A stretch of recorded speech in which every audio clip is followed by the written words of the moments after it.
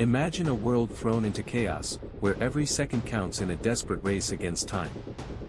Today, we plunge into the heart of a war-torn country, following one man's relentless quest to rescue the only family he has left.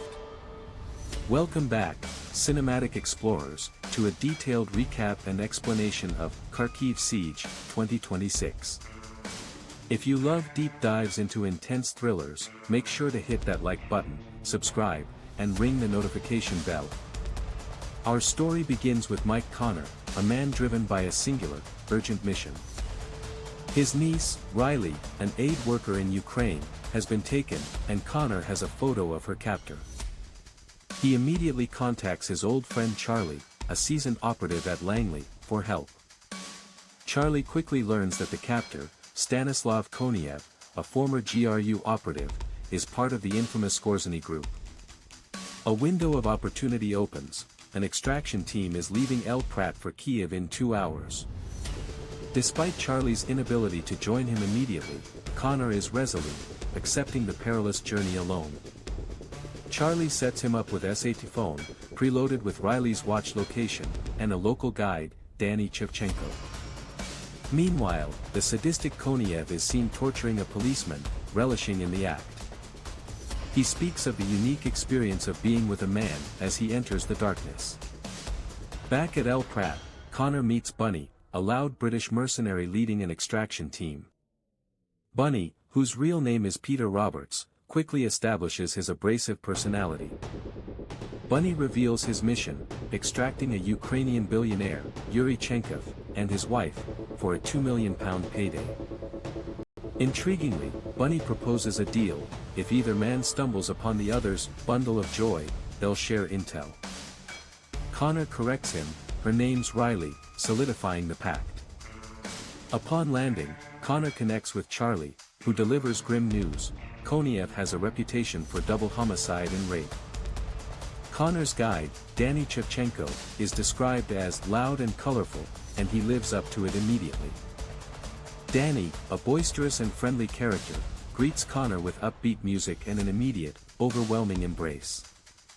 As they drive, Dany expresses regret that Connor's first visit is during wartime. He promises a grand tour of Kiev's vibrant nightlife once the conflict is over. Their journey is abruptly halted by a Bratva roadblock. Dany warns Connor to stay calm, but Connor is not one to back down. The Bratva leader demands Connor's phone, which Connor refuses to surrender, as it tracks Riley. Instead, Connor offers his expensive Swiss watch, hoping to de-escalate the situation. When the gangster reaches for it, Connor swiftly dispatches him and his men, leaving Dany stunned. They arrive at Dany's home, where Connor meets his wife, Anna, and their 2 children, Petro and Daniela. Anna is immediately suspicious of Connor, recognizing Charlie's influence. A severe problem emerges: Borispil airport is attacked, Russian paratroopers seize Hostomel, and Kiev is under military lockdown. A citywide curfew means anyone not in Ukrainian uniform will be shot on sight, trapping them for the night. Dany makes his terms clear: he helps Connor find Riley, and in return, Charlie gets his family out of the country. Connor, equally determined, states he will do anything that needs to be done for Riley. Dany emphasizes his indispensable knowledge of the terrain, asserting, "You won't find her without me." Meanwhile, Koniev receives orders to transport the foreigners across the border in 2 days, prioritizing the capture of a pig. The next morning, Charlie informs Connor that Kiev is expected to fall within days, but the curfew has been lifted. All men between 18 and 60 are ordered to report for service, signaling a desperate turn. Connor and Dany seize the opportunity to leave, as, "We go now, or we don't." Riley's watch signal is erratic, bouncing around Kharkiv, and its battery is dying. Connor explains his deep connection to Riley. Her father was his brother in the SEALs, a proud Ukrainian-American killed in Ramadi. After her mother couldn't cope, Connor became a father figure to Riley, treating her like family. Dany estimates it will take 2 days on foot to reach Kharkiv. Connor, desperate, chooses a direct, dangerous route through active battle lines, knowing Riley's watch will die soon. As they enter the combat zone, Connor advises Dany, fast is fine, but accuracy is final.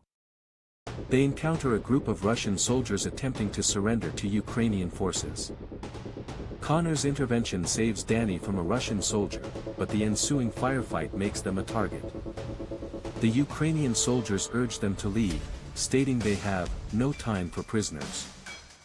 Koniev intercepts a radio transmission, revealing Nightingale is a code for Yuri and his wife, confirming Bunny's extraction mission.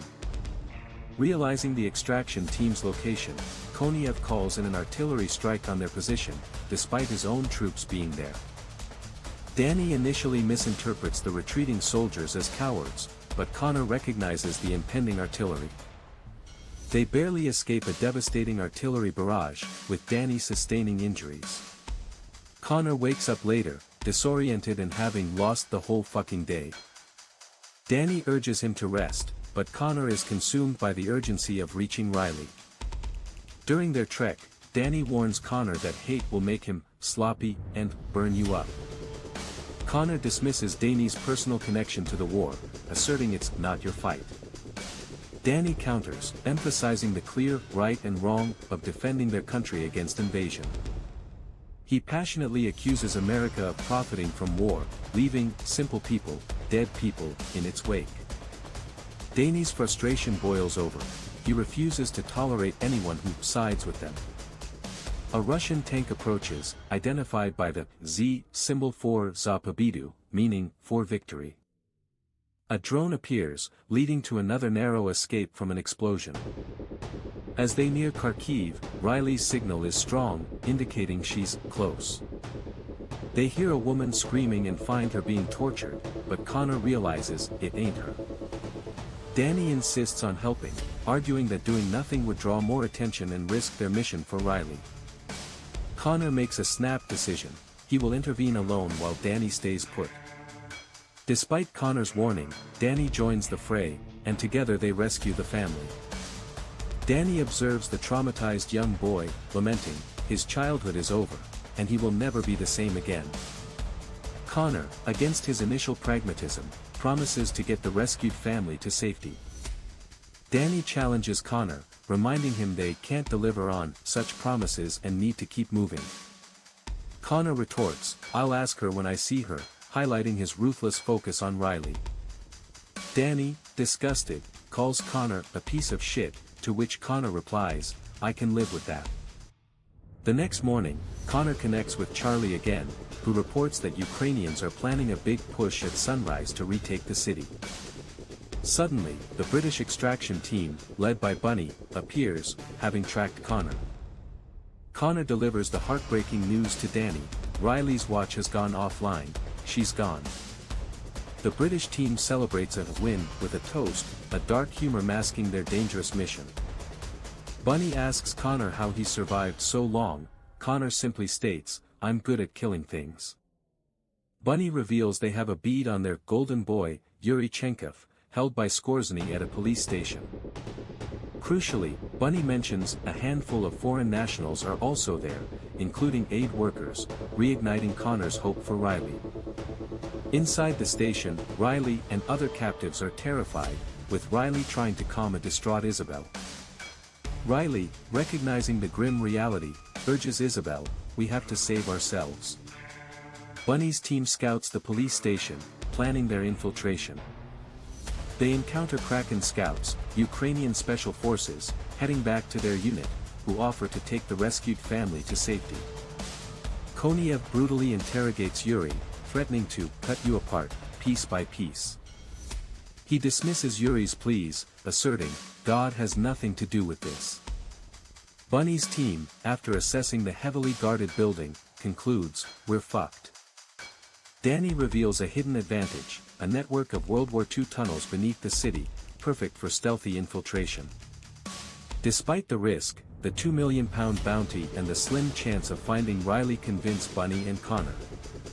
Connor calls Charlie, requesting an exfil for 12 people within the hour, including Dany's family. Connor insists Charlie prioritize Dany's family's safety, stating, we owe him, Charlie. In a surprising move, Connor tells Dany, "You ain't coming," ordering him to find cover and return to his family. Dany pleads to stay, but Connor threatens to cancel his family's flight, forcing Dany to reluctantly agree. Bunny rallies his team, preparing for a proper savage fight. Their orders are clear: once inside, we do not stop. We murder everything in our path. They breach the station via the tunnels with an explosion, initiating a brutal firefight. Koniev, enjoying his cruelty, plays a twisted game with his captives, choosing who to torture next. When challenged by an unknown captive, Koniev asserts his power. Koniev receives a call about an ambush at a school, diverting his attention, unaware of the infiltration. Connor finds Riley, who is shocked and relieved to see him. Koniev realizes the attack is a coordinated rescue, ordering everyone back to the station for the hostages. The British team engages in a chaotic firefight, with Zeus comically singing "I'm Forever Blowing Bubbles." Bunny confirms Yuri and his wife are dead, shifting their mission to pure extraction of the foreign nationals. Connor confronts Koniev, recognizing him from the photo, and brutally takes him down. Bunny arrives, joking, "What took you so long, mate?" With their ammunition running low, Bam Bam prepares a T-bomb for their escape. Charlie reports the exfil helicopter is inbound, 5 minutes out. However, a phone call reveals disaster: the helicopter has been redirected, meaning no extract. Amidst heavy gunfire, Dany suddenly reappears, driving a car to extract them, yelling, "Go, go, go."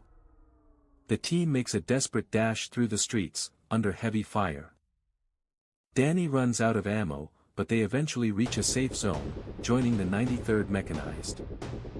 Charlie calls, relieved that Connor and Riley made it out, and confirms Dany's family is safe on a flight to Brandenburg. Riley expresses her heartfelt thanks to Connor. Connor finds Dany, who has put on a Ukrainian uniform, signifying his decision to stay and fight. Dany explains, "It's my home," as he prepares to join the defense of his country. With a final goodbye and a shared look of understanding, Connor leaves Dany to his chosen path. And that concludes our deep dive into Kharkiv Siege 2026. What an incredible story of sacrifice, determination, and the brutal realities of war.